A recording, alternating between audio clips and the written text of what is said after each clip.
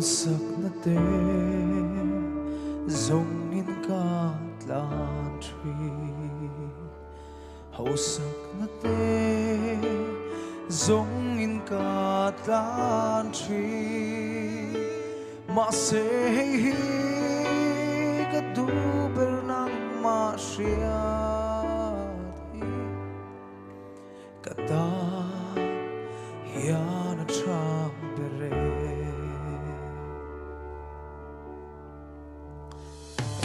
na hi itan ka lane ka thiam na hi itan ka lane kan nei ro lu le ka hun lu song te itan ka lane lalpa Shit sit le zual che hi ka fa du e I mangai na le kong ai na te hi Shit chiang in la nang ka bo sam to lo che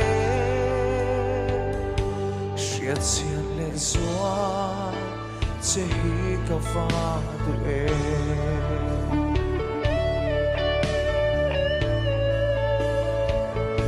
Mà thiên đâu của nạn ring thằng nó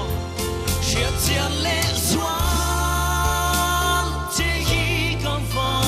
du e I mangai na le kong ai na te hi Chiết chiang I la nang ka bo san to lo che Chiết chiết lệ doan che hi ka fa du e Nghe ka lung khamang nghe ka zonang nga nghe ka mang anang le khovel song po hi bo don ma se la ro lu i swa ka nei ka la